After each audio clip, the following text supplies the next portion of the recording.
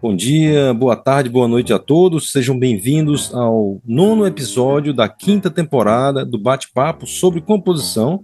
O Bate-Papo é um projeto de extensão do Departamento de Composição da Escola de Música da UFRJ que visa dialogar com músicos sobre questões relativas ao mundo da composição musical. O projeto propõe travar um diálogo com músicos de diversas vertentes, tanto da música de concerto, do jazz, da MPB, sem restrição estética. Os vídeos dos bate-papos dos 4 anos anteriores, 2020 a 2023, e desta quinta temporada, 2024, estão disponíveis no nosso canal do YouTube. Inscreva-se e ative o sininho para receber notificações sobre os próximos programas. Os programas de 2023 em diante estão disponíveis também em formato podcast no Spotify, Apple, dentre outras plataformas. A equipe que realiza esse projeto é formada por mim, Liduíno Pitombeira, e pelo professor Ian Wagner. E hoje temos a grande honra de receber o compositor, pesquisador, flautista e professor Rodrigo Tichelli para falar sobre sua obra musical, suas atividades de ensino em música e sobre suas perspectivas no âmbito da composição. Seja bem-vindo, Rodrigo. Obrigado, Liduíno. Boa tarde, Rodrigo. Boa tarde a todos. E eu vou começar aqui, né, como de praxe, lendo a biografia do nosso entrevistado de hoje, né? Rodrigo Tichelli nasceu no Rio de Janeiro e é professor titular do Departamento de Composição da Escola de Música da UFRJ, onde atua desde 1998. Ele se graduou pelo Instituto Villa-Lobos, da Unirio, em composição musical e flauta transversa, tendo sido também aluno do César Guerra Peixe e de Hans Joachim Kohlreuter. Especializou-se na Europa nos anos 90, tendo realizado doutorado em composição musical na University of East Anglia, na Inglaterra, e cursos de composição de informatique musicale no IRCAM, na França. Seus interesses de pesquisa envolvem a música eletroacústica brasileira e a música contemporânea em geral. Produziu e apresentou pela Rádio MEC FM os programas radiofônicos semanais Eletroacústicas, de 2010 até 2019, e Contemporâneas, em 2020, especializados na música do nosso tempo. Tem recebido diversos prêmios e distinções nacionais e internacionais por seu trabalho composicional, como o Luigi Russolo, o Tribunal Internacional da Unesco, Tribuna Internacional da Unesco, Programa Petrobras Cultural, Prêmio Funarte de Composição Clássica, dentre outros. Em anos recentes, suas obras vêm sendo executadas por diversos grupos de câmara, corais e orquestras, tais como a Orquestra Sinfônica da Unirio, Orquestra Sinfônica da UFRJ, Orquestra Sinfônica Brasileira, Minnesota Orchestra, Greenville Symphony Orchestra. Então, novamente, bem-vindo, Rodrigo. Muito obrigado aí pelo seu tempo, né, em dispor aí para conversar conosco e com os nossos ouvintes. E aí, como de praxe, eu inicio por uma primeira questão, uma primeira provocação, para pedir para você falar um pouco sobre sua trajetória, né? Assim, que eventos, né, ocorreram assim na sua vida, na sua formação, que te levaram para a música, em especial para a composição, né? Houve influências familiares, ou foi uma coisa mais pela escola, ou... Enfim, fique à vontade para falar sobre pessoas, eventos, o que você achar relevante. Ok, muito obrigado, Ian, Liduíno, pelo convite. Uma alegria enorme estar aqui com vocês. Já era devido esse encontro já há bastante tempo e a gente finalmente conseguiu, nesse final de ano, realizar essa atividade que muito me honra, viu? Eu tenho muito prazer de estar aqui com vocês, rememorando a minha trajetória. Ian, assim, quando você me pergunta, né, para lembrar os eventos, eu já era um menino que estudava música, tocava um pouquinho de violão, nada muito sério, entre um jogo de futebol aqui e ali, o interesse pela música ia em paralelo, até que houve um momento, na verdade, em que eu fiquei... Meu pai me levava aos concertos da Orquestra Sinfônica Brasileira, no Teatro Municipal, as temporadas também de ópera. E houve um concerto em particular que me impactou muito, que foi um concerto que reuniu o Jean-Pierre Rampal e o Norton Morozovitz, solando flauta e orquestra, com a Orquestra Sinfônica Brasileira, e aquilo me deixou encantadíssimo. Eu falei, preciso estudar flauta transversa, fui atrás do instrumento, de aulas, e isso, né, detonou em mim um grande interesse em me aprofundar nos estudos da música, que eu persegui com diversos professores particulares, instituições, o Eduardo Lopes, o Adalto no Conservatório Brasileiro de Música, e o David Evans, que era professor na Funarte, na ProArte, perdão, durante muitos anos. E os anos foram se passando, comecei a cantar em coro, coros alternativos que não vinculados a instituições, como era muito comum nos anos 80 aqui no Rio de Janeiro. Depois fui cantar no Coral ProArte, sob a regência do Carlos Alberto Figueiredo, e chegou aquela época de fazer vestibulares, fazer escolhas, né? E eu fiquei contemplando a ideia de fazer cheguei a fazer um primeiro semestre em História, só que houve uma greve longuíssima nas universidades federais e eu fiquei sem aulas e contemplei, então, fazer um vestibular de meio de ano para a Unirio, Instituto Villa-Lobos da Unirio, em flauta transversa, mas logo percebi, com o desenrolar do curso, que o que me chamava mesmo era a composição. E a composição ela estava muito junto do ato de tocar, né? Quer dizer, com o violão mal desenhava ali alguns acordes, já ia tentando inventar alguma coisa, com a flauta a mesma coisa.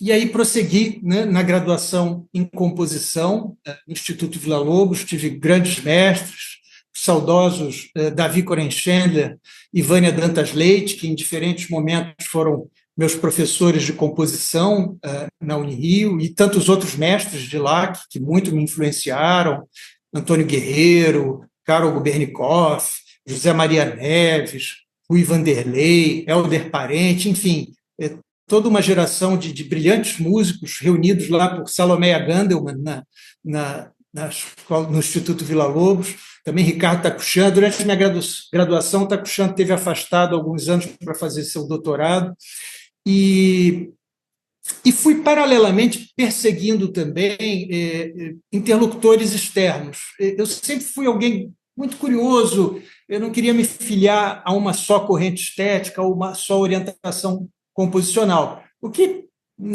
relembrando aqui, demandava muita elasticidade, né? Eu tinha aulas com Guerra Peixe e em algum momento tive aulas simultaneamente com o Kohlreuter, então eram visões, né, contrastantes do fenômeno musical contemporâneo e também da estética contemporânea, mas eu fui procurando, além disso, para vocês terem uma ideia, me iniciar nos recursos eletroacústicos, né?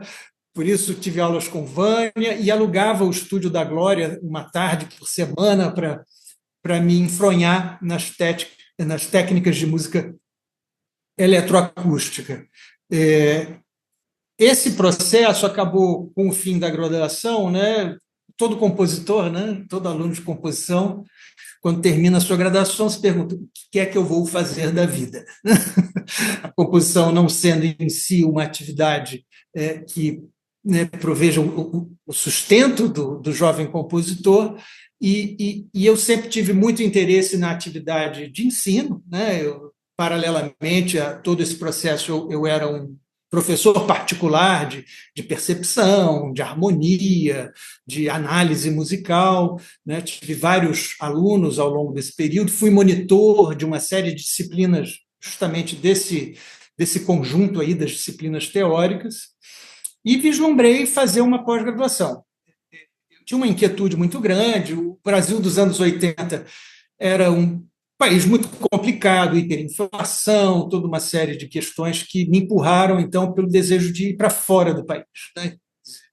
E fui fazer esse doutorado na Inglaterra em composição de música eletroacústica, sob a orientação do Dennis Smalley, e com bolsa da CAPES, e também, ao final desse período, eu apliquei para fazer o cursus do IRCAM, que era uma formação muito prestigiosa. À época, tive uma bolsa do governo francês para ser estagiário, então, no IRCAM. E, ao final desse período, eu hesitei, volto ao Brasil, não, né, Liduino? Né? E a gente fica sempre nessa dúvida, né, depois desse período que vive fora, mas eu tinha um compromisso, não só formal com a CAPES, né, de voltar pelo período da Bolsa, mas também um compromisso com o meu país, com devolver o investimento que eu recebi, né? E tive a sorte de abrirem um concurso na área da composição de música eletroacústica na Escola de Música da UFRJ. Então, eu voltei para me inscrever nesse concurso. Eu me lembro, cheguei no Rio de Janeiro em fevereiro de 1997, vindo do rigoroso inverno britânico, chegando aqui num calor descomunal. Quase desmaiei naquele corredor da Escola de Música, na fila do protocolo para fazer a inscrição no concurso, que só se deu um ano depois, mas, enfim. E desde 1998, né, eu venho colaborando aí no departamento de composição, não só com as disciplinas específicas do setor de música eletroacústica, mas também nas outras disciplinas que nós abordamos, né, dentro da UFRJ. E, imediatamente me integrei também na pós-graduação, né, mas eu já estou fugindo um pouquinho da sua pergunta, né, já estou falando do início da vida acadêmica.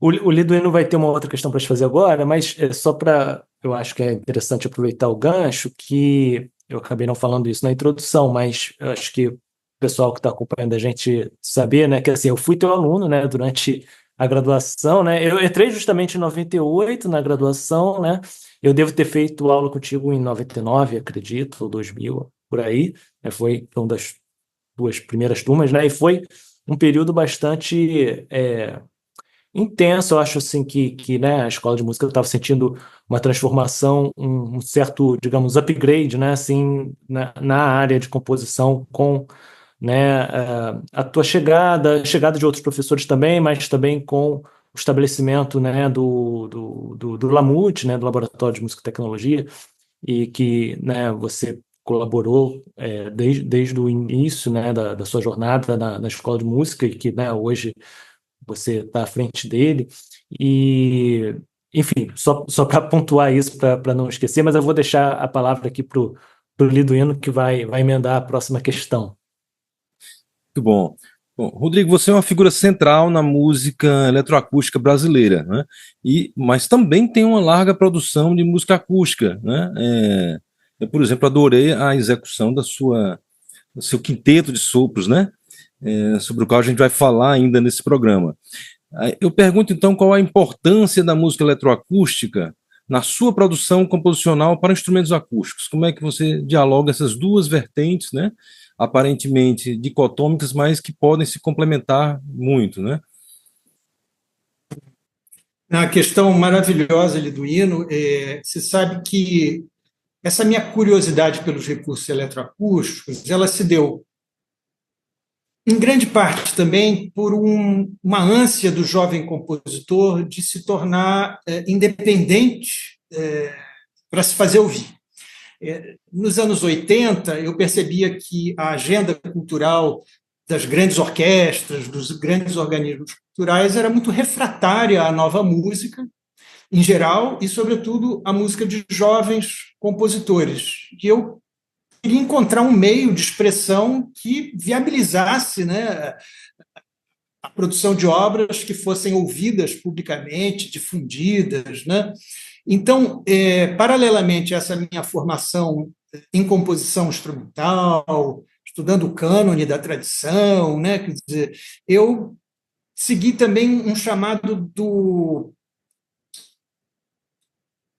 de um grande músico que foi fundador do Instituto Villa-Lobos, da Unirio, que dizia o seguinte: conheça a música do seu tempo para não ter que conhecê-la amanhã como música do passado. Esse é o chamado do Reginaldo Carvalho, né, que foi alguém que, reza a lenda, foi para o GRM nos anos 50, enviado por Villa-Lobos. Então, esse foi o chamado de Reginaldo Carvalho, né, que eu procurei atender. E eu me dizia, qual é a música do meu tempo? Ela passava também, né, pelo domínio desses recursos tecnológicos, né, que eu me esforcei por conhecer e explorar. Ainda sem muita orientação. Na época, a gente Eu ia à livraria Leonardo da Vinci comprar livros importados, caríssimos, né? A gente não tinha acesso a gravações, de vez em quando eu ia ao Instituto Cultural Brasil-Alemanha, aqui no Rio, Instituto Goethe, onde havia uma fonoteca, onde você podia conhecer um pouquinho da música germânica, né? Mas o acesso à informação naquela época era muito complicado, né? Então, fui me esforçando por conhecer esses recursos tecnológicos e, de fato, Liduíno, eu senti essa dicotomia um pouco entre a música instrumental tradicional e o mundo que a eletroacústica descortinava. E, naquele momento, eu vivia isso como uma cisão, né? Mas aprofundei o estudo da eletroacústica, fui fazer pós-graduação na Europa e, já de início, o instrumental voltou a me chamar. Então, no meu doutorado, eu compus um portfólio de composições em que metade das peças são peças mistas, conjugando instrumentos acústicos e recursos eletroacústicos, que cria um terceiro universo, né? Quer dizer, não é nem a música instrumental pura, nem a música eletroacústica, sintética ou concreta pura, mas é esse ponto de encontro que alguns consideram um equívoco. Tá? Tem gente no mundo da eletroacústica que diz que a música mista é uma aberração, mas, enfim, são debates, né, que alimentam, né, o nosso cotidiano estético. Mas eu tinha que escutar a minha voz, e a minha voz dizia, eu preciso tentar juntar esses universos. Então, hoje, quando eu abordo uma peça exclusivamente instrumental, em mim está essa marca da experiência eletroacústica. Eu não consigo apagá-la, por mais tradicional até que seja essa composição instrumental, baseada em técnicas de contraponto, de harmonia, etc.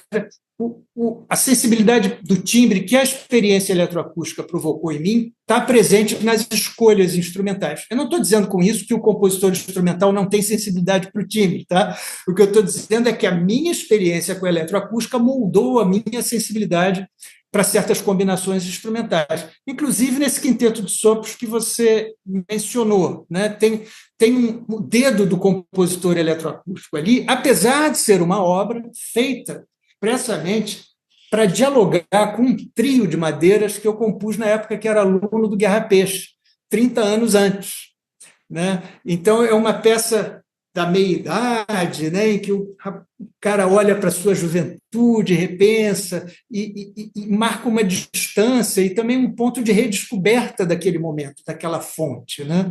Acho que no tecido do criador está sempre o embrião, né? A gente está sempre se reinventando, né? Redescobrindo os seus interesses. Eu não sei se eu respondi a sua pergunta ou se ela vai suscitar ainda mais questões. Perfeito, para mim, perfeito.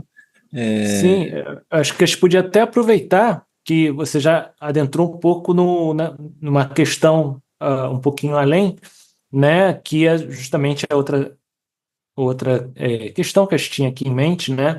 Que como que, digamos, a sua atuação, né? Tanto como compositor, quanto como pesquisador, professor e também, né, flautista, instrumentista, como que isso interage no seu fazer composicional, né? Obviamente, você apontou aqui, né, uma dessas facetas, né, dessa interação da pesquisa na eletroacústica com um instrumento, né? Mas se você puder aprofundar um pouco mais sobre essas relações. Você sabe que eu sou um instrumentista bissexto, né? Quer dizer, eu tenho fase de que eu mergulho, vivo aquilo, né? E depois me afasto, vou para a composição. Essa tem sido a minha história, né? Isso, ao invés de ver isso como um problema, eu vejo isso como uma característica minha, né? E você sabe que houve um momento na minha vida em que eu estava tão enfronhado na eletrônica, na eletroacústica, na programação de ferramentas de composição assistida por computador, justamente a época que a gente se conheceu, Ian, programando coisas em Patchwork, Lisp, etc., eu fui sentindo falta do meu corpo nessa relação. E eu tinha um hábito terrível na época, eu fumava. né? E graças a Deus, há 20 anos, eu me livrei desse vício. E ao parar de fumar, eu falei, eu preciso voltar a respirar de um outro jeito, e retomei a flauta, que eu tinha largado por muito tempo, né? Então, a flauta foi um instrumento terapêutico do cara que parou de fumar e, ao mesmo tempo, me reinventou artisticamente, né? Essa coisa da programação, para mim, funcionou um pouco como uma espécie de beco sem saída, porque começou a me capturar na filigrana da filigrana, que, de certa forma, eu percebia que, por mais que fizesse sentido intelectual e fosse interessante como uma manipulação em si, aquilo não estava transparecendo para o ouvinte, aquilo não tinha muita relevância perceptiva, né? E aí eu também procurei retomar um outro aspecto da minha formação, que eu não mencionei no começo aqui, é que, enquanto eu jogava bola de um lado, estudava música de outro, eu também fazia teatro amador.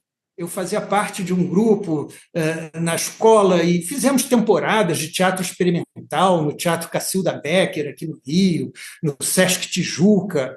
Era um grupo muito avançado para a época, né? E essa veia teatral, de alguma maneira, eu procurei recuperar também nas peças instrumentais, né? Não como um teatro musical explícito, ainda que algumas peças recentes, a da Nação de Pedro, incorporam elementos cênicos mesmo, os músicos transitam no palco, enfim, mas entender o jogo musical também como um jogo teatral, né? Me veio à cabeça agora uma citação do Gérard Griset, que eu até usei na minha tese de doutorado, quando ele fala que a música é sobre o som, não é sobre matemática, não é sobre a cultura, não é sobre o teatro, não é sobre literatura, aquela visão da música espectral, radical, o som em si mesmo, etc. Eu achava aquilo muito legal na época, mas hoje eu olho, beleza, eu reconheço a validade desse pensamento e como ele está ali incrustado na estética espectral. Por outro lado, para mim, o fenômeno musical é um fenômeno teatral também, é um fenômeno de performance, é um fenômeno de palco que eu tenho procurado reter, né, na minha expressão musical ampla, né? Também o fenômeno da narratividade, eu tenho composto algumas peças fortemente influenciadas por elementos narrativos, ou por elementos da mitologia, enfim, é um caldeirão em que eu vou conjugando essas forças para chegar na minha expressão musical. Perfeito. Eu falei anteriormente que você era uma figura central na música eletroacústica brasileira, né? Não só como compositor, mas também como divulgador da música, né? Você tinha um programa, Eletroacústicas, né? E tem também uma série agora que acontece em julho, né? Se puder falar de tudo isso, da eletroacústicas, do contemporâneas, desse programa de divulgação na UFRJ, né, da música eletroacústica. Tá? É verdade. Eu acabei escapando um pouco dessa questão e, Liduíno, o que eu percebia, e com toda a minha formação em eletroacústica, o envolvimento acadêmico, é que eu precisava preencher uma lacuna que eu percebia no Brasil e na formação dos músicos brasileiros sobre a modernidade musical nesse campo da eletroacústica. E isso tentando, né, pelas atividades acadêmicas, didáticas, né, as disciplinas do setor, também como objeto de pesquisa com jovens pesquisadores para refletir sobre a inserção da música eletroacústica brasileira e seus fundamentos teóricos, o que acabou ensejando algumas publicações em congressos, em periódicos, e o que a gente chama de extensão universitária, né, o reaching out, é fazer chegar na sociedade, não de especialistas, mas nos ouvintes de música, esse repertório, essa sensibilidade eletroacústica. E houve ali um casamento muito feliz dessa iniciativa com a receptividade da Rádio MEC na época. O Brissac era diretor, então ele convidou para fazer um programa semanal, eu abracei a iniciativa com muito interesse, ia ao ar ali à meia-noite, portanto não incomodava muito o público mais mainstream, né, da Rádio MEC. Por outro lado, inaugurou até um espaço de experimentação na rádio, né? De eles abrirem para repertórios inusitados, e eu pude difundir entrevistei muita gente, muitos compositores brasileiros, compositores latino-americanos, o repertório canônico internacional. Foi uma vivência muito interessante, foram 9 anos ininterruptos do Eletroacústicas, e no 10º ano a gente expandiu para o Contemporâneas, que foi ao ar em 2020, era um programa de 1 hora de duração, também seguindo a mesma ideia, mas para o ambiente contemporâneo alargado, difundir obras de muita gente. Mas o programa acabou perdendo para a pandemia. Foi uma experiência muito difícil naquele momento. Eu resolvi, naquela época, dar um tempo, né, da produção, que ficou muito centralizada na minha casa.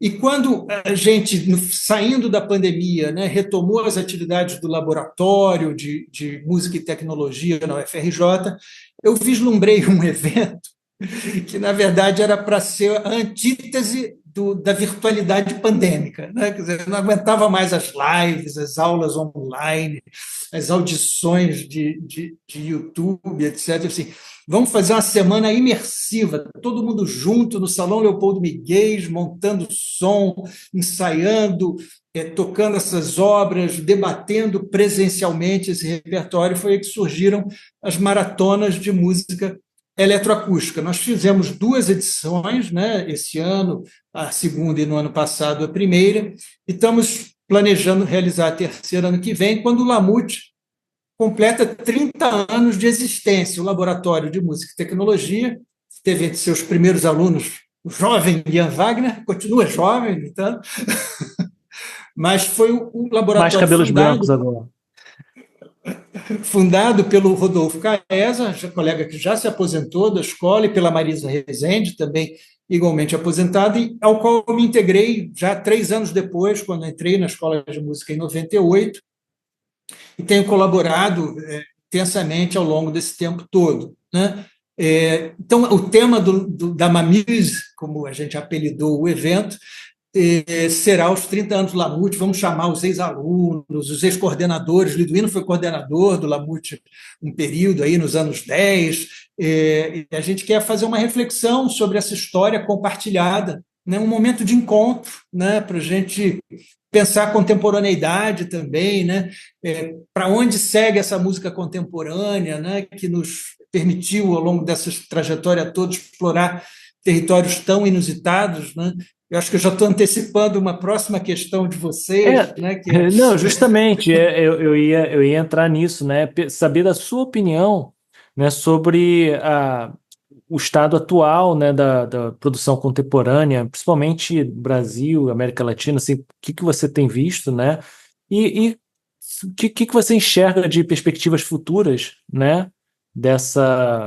Enfim, dessa música da atualidade.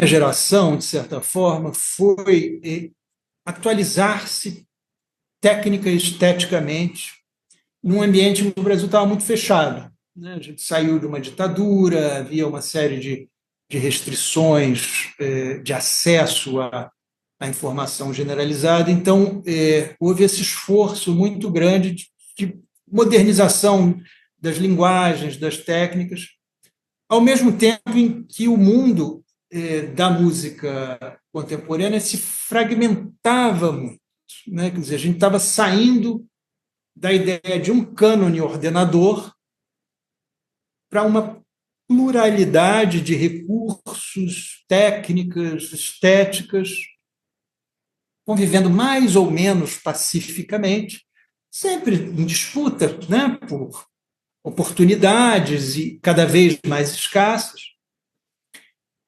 Portanto, eu acho que o desafio da música contemporânea hoje não é um de afirmação estética. A gente tem caminhos abertos, ninguém mais patrulha ninguém no sentido estético, nem é forçado a fazer música de um jeito ou de outro, né? Eu estava ouvindo Marisa Rezende, outro dia, por exemplo, ela mencionou que sentia que o ambiente musical do Rio de Janeiro, lá nos anos 70, era muito patrulhador, que ela sentia que nos Estados Unidos, na Universidade de Santa Bárbara, havia muito mais liberdade, né? Hoje eu sinto que, não só no Brasil, mas externamente também, você tem toda a liberdade de se aprofundar numa corrente ou outra. Isso não quer dizer que você vai participar de um festival de Darmstadt fazendo peças neotonais. Às vezes até pode, como uma curiosidade, mas os nichos meio que se especializaram e se estabeleceram. Portanto, eu não vejo como desafio das novas gerações conhecer novas estéticas, novas técnicas, até porque o meio de acesso às informações hoje, com o advento da internet, etc., está franqueado, né, a todos. Seus professores também são pessoas que passaram por diferentes experiências, portanto, podem conduzir esses jovens a encontrarem suas vozes particulares. Acho que o grande desafio da música contemporânea hoje é o meio social em que ela se insere e a conquista de um público engajado, né, e que sente necessidade de acompanhar a trajetória de jovens criadores ou de criadores maduros, né? Então, nesse sentido, nos últimos anos, e esse esforço dos programas de rádio vieram nesse sentido também, de ajudar a sensibilizar os ouvintes, a sociedade, os produtores culturais, os diretores de orquestras, né, a abrirem cada vez mais o espaço para as músicas contemporâneas, sejam elas passadistas, neoclássicas, experimentais, eletrônicas, o que seja, mas que eles se tornem atores relevantes do fomento da música do presente. Óbvio, essas instituições têm que preservar o legado do passado, fazer seus tributos, mas elas não podem se fechar num museu que não se relaciona com o nosso tempo. Então, esse tem sido o meu desafio público, num certo sentido, né? E acho que eu percebo que as orquestras mudaram muito, não só por causa dos. Não, estou dizendo que é fruto dos meus esforços, não, mas eu tenho contribuído nisso também, né? Chamei diversos diretores de orquestra para falar no Contemporâneas, para darem. Né? E quando você faz uma pergunta para um diretor de orquestra, como é que você vê o papel da orquestra contemporânea, você minimamente coloca no cara uma certa dúvida, uma certa questão assim, o que é que eu estou fazendo, né, de relevante para a música do nosso tempo? Né? Então, é por aí.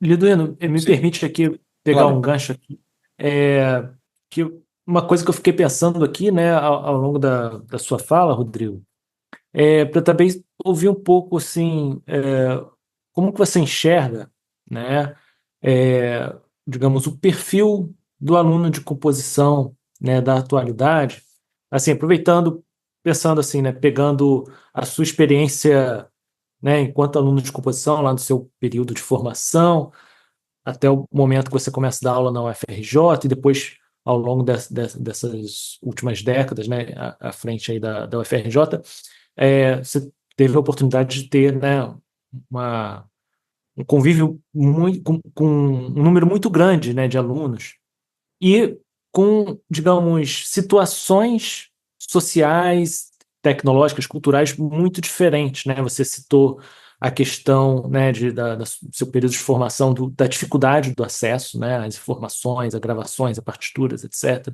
né? Coisa que hoje em dia está tudo muito fácil, né? Mas o que você percebe, né, de diferença entre esse perfil de alunos, ou se percebe alguma diferença, ou se não, né? Como que você vê isso, assim? Em geral, os alunos que procuram a graduação em composição, eu não tenho um dado estatístico muito rigoroso para, né, comentar aqui. Até seria interessante se a gente pudesse fazer isso, nessa análise do background desse alunado, mas eu percebo que, em geral, são jovens que têm mais relação com música popular, com rock, do que com música clássica, e que muitas vezes são os compositores, arranjadores das suas bandas, e que acham que vão encontrar num curso superior de composição musical, os recursos para se desenvolverem como produtores musicais num sentido mais amplo, que permita a eles ingressar na produção de música para cinema, do audiovisual, né?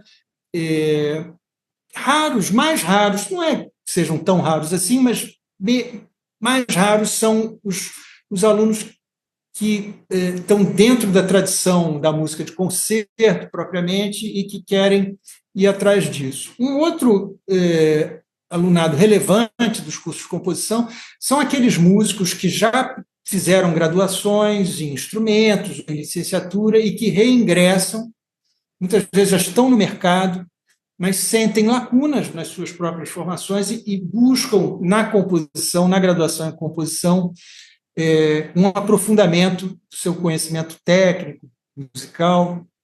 O que eu sinto falta, assim, já indo um pouco além da pergunta, é que a gente veja a criatividade como um componente inerente à formação do músico, inclusive do aluno de instrumento. A gente não pode continuar vivendo essa dicotomia do aluno reprodutor, o que só toca, o criador que não toca, né, que eu vejo isso também como um problema do compositor. A gente precisa voltar a integrar esses personagens, né, do compositor que é instrumentista e do instrumentista, do jovem instrumentista que vai se desenvolver criativamente. Isso vai ajudá-lo como instrumentista, não tenho a menor dúvida, né, de que forma a gente poderia também, nos cursos de composição, atrair esse alunado dos instrumentos. A gente já atende alguns, né, que tem certos cursos, violão, por exemplo, a disciplina Elementos de Composição, acho que ainda é, né, uma disciplina obrigatória para eles, pelo menos lá no nosso bacharelado da UFRJ. Então, eu vejo que a composição ela precisa se desencastelar, de certa forma, e tocar, né, influenciar todos os jovens músicos em formação. Obrigado, Rodrigo. Perfeito. Rodrigo, o George Ligeti tem uma peça que é referencial para quinteto de sopros, que são as bagatelas, né? Que está no meu repertório quando ministro composição 1, que é a porta de entrada ali das disciplinas avançadas do curso, né? E ouvindo a sua peça no Panorama, as invenções, interlúdios e tornelos, você me mandou a partitura, né? Eu gosto muito dessa obra. Já é uma peça que está no meu repertório para mostrar aos alunos assim, uma obra referencial para quinteto de sopros. Muito bem escrita, né? Foi muito bem tocada, é verdade também, né? Então, se você pudesse falar um pouco sobre a origem dessa obra, comentários técnicos, porque vai ter o público nosso técnico, compositores, mas também público geral, né? Fique à vontade para comentar e parabéns por essa belíssima obra. Obrigado, Liduino. Cumprimento vindo de você, para mim, é uma condecoração, viu? Vou começar pelo Ligeti, porque, claro, um compositor referencial para a gente, né? Ligeti é aquele cara que vem ali nos anos 60 quebrando a hegemonia serial, né? E apontando para um tipo de sonoridade que foi muito libertadora para os jovens compositores dos anos 60, não é nem a minha geração, eu nasci nos anos 60. Ouvindo os relatos do Tristan Milhail na Europa, Ligeti era uma referência muito importante para essa geração que forjou a música espectral, né? E as bagatelas do Ligeti, por outro lado, são peças neoclássicas, né? São peças que estão trabalhando ali com o cânone, contraponto imitativo, né? E sempre uma obra que eu conheço há muito tempo, mas que eu redescobri depois que eu fui ouvir o Quarteto Carillon. Eles vieram aqui ao Rio, não me lembro exatamente em que ano, e eles fazem essa peça Decor, com toda uma teatralização dos movimentos, é um balé que eles realizam, né? E gera um ato de performance, de comunicação da música, não só para o público leigo, mas para o público especialista também, muito encantador, né? Quer dizer, a gente percebe, então, o potencial teatral, né? Performático da música instrumental pura, né? Quer dizer, é uma peça, né? Todo mundo podia tocar ali sentadinho, lendo com as partituras abertas, mas eles fazem daquilo um grande espetáculo cênico, e tem um vídeo excelente na internet registrando essa performance.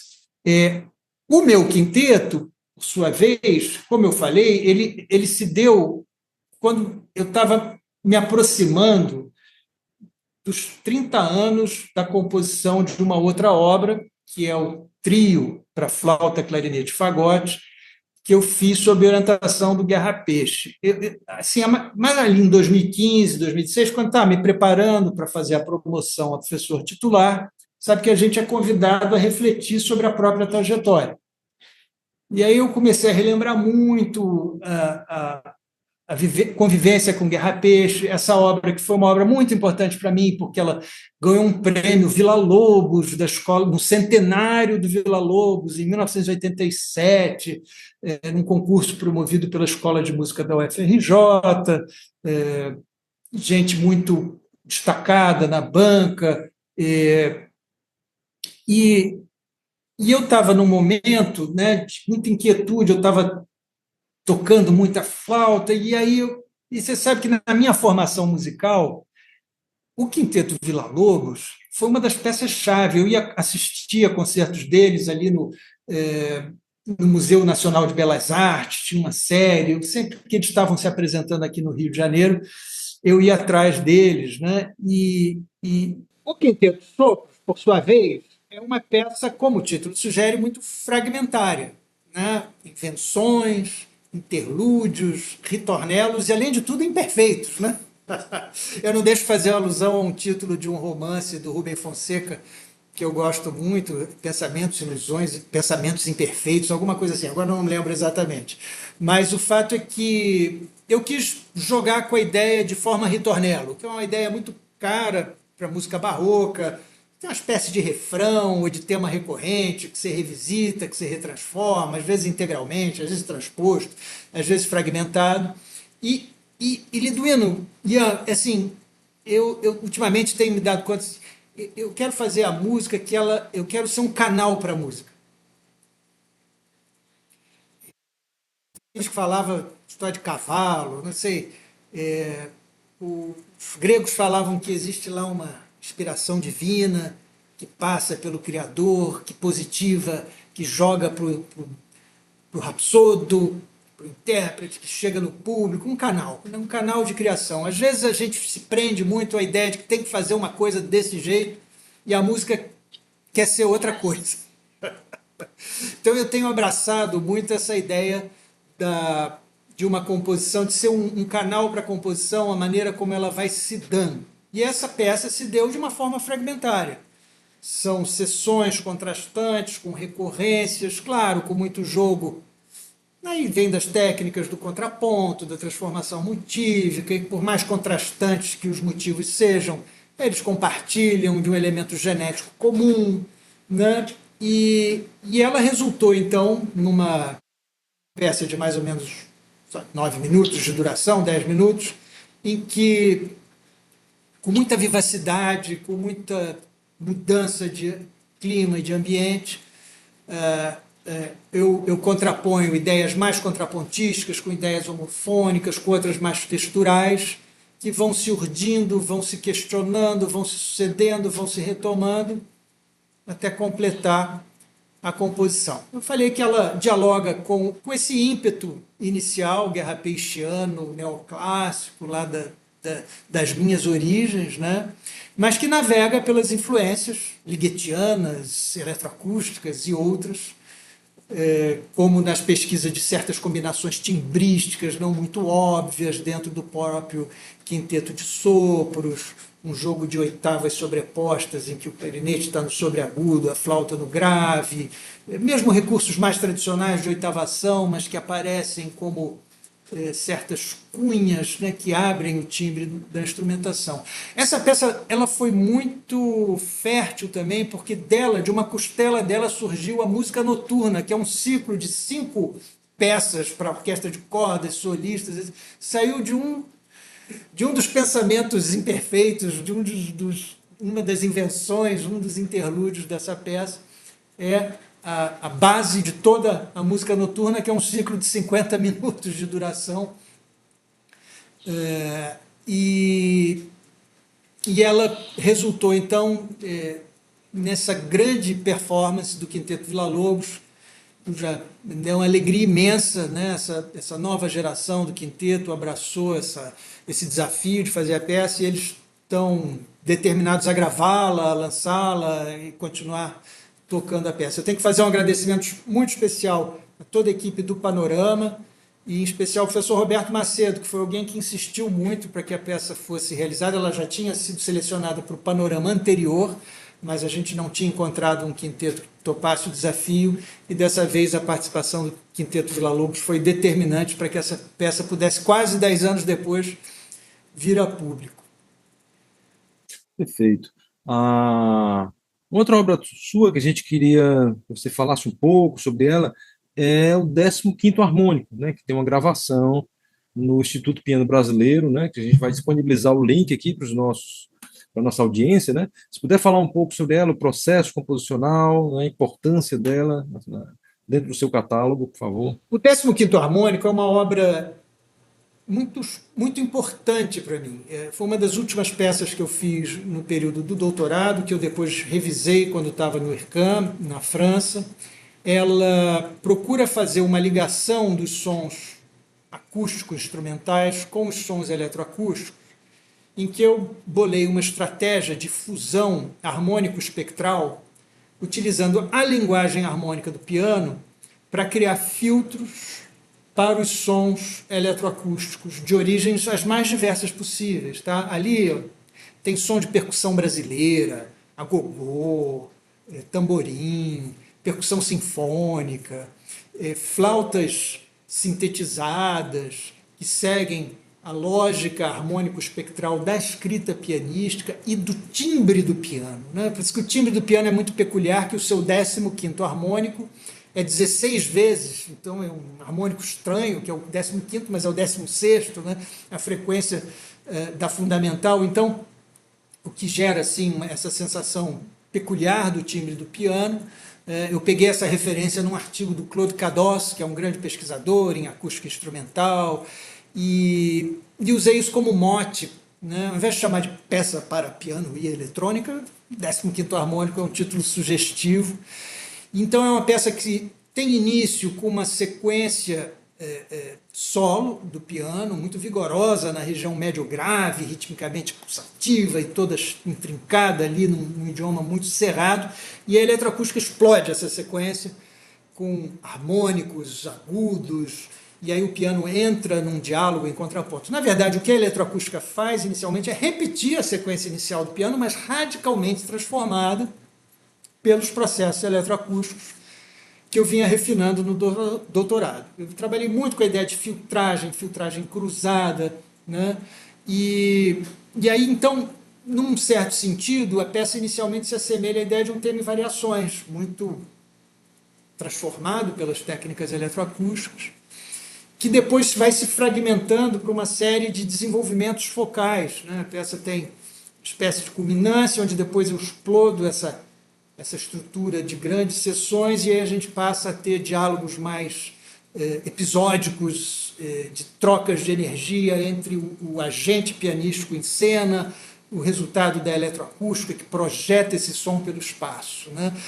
Quando a gente ouve essa peça na matriz estéreo no computador, é bom usar um headphone, um sistema de som, para a gente perceber toda a espacialidade do som, como é que a gente consegue fazer esse piano em conjunção com a eletroacústica, ocupar o espaço, né? Quer dizer, a música mista ela sempre coloca uma questão para o ouvinte, que é como é que ele vai relacionar esses sons eletroacústicos inusitados com o timbre instrumental que ele está não só ouvindo, mas vendo um agente em cena, né? Então, essa fusão harmônico-espectral que eu busquei era para criar essa conexão entre a linguagem instrumental e a sonoridade eletroacústica. Além disso, todo esse jogo, que é característico, aliás, né, por que não, da linguagem do concerto, né? Você tem o solista e acompanhamentos que entram, ora em diálogo, ora providenciam uma base, ora entram em choque, ora um jogo de perguntas e respostas. Essa situação ela se reproduz no aparato misto, tá certo? Então, de certa forma, não deixa de ser tá? Por que não? Uma espécie de concerto para solista e acompanhamento. Só que o acompanhamento é acusmático, né? A gente não está enxergando os outros agentes, a gente está ouvindo esses sons projetados no espaço. A performance que a gente vai ouvir, né, que está ali no site do Instituto Piano Brasileiro, um instituto que faz um trabalho extraordinário em prol da música brasileira, da música pianística em geral, é com a interpretação da Marina Spoladori, que gravou essa obra no CD Eletroacústicas, um CD que eu já lancei já há bastante tempo, pelo selo da ABM Digital. Perfeito. Bom, Rodrigo, a gente quer te agradecer por essa maravilhosa entrevista, né, na qual você traz muitas novidades aí para a gente, revela, né, o seu processo, né, fala de suas obras, conta sobre sua carreira, né, e a gente quer te agradecer, né, eu e o Ian, em nome do Bate-Papo sobre Composição. Se você quiser mandar uma última mensagem aos nossos compositores, à nossa audiência, fique à vontade, né, e obrigado mais uma vez. Liduino, Ian, eu que agradeço a oportunidade de trocar ideias com vocês, sempre muito estimulante conversar com vocês e levar essa música ao público do bate-papo. Estou à disposição aí nas redes, pessoal que tiver interesse me provoque, eu estou sempre disposto a trocar ideias sobre música. Só espero que no próximo bate-papo a gente faça um encontro presencial, para a gente se libertar desses perrengues Perfeito. informáticos. Isso. Grande abraço, querido. Beleza, grande abraço.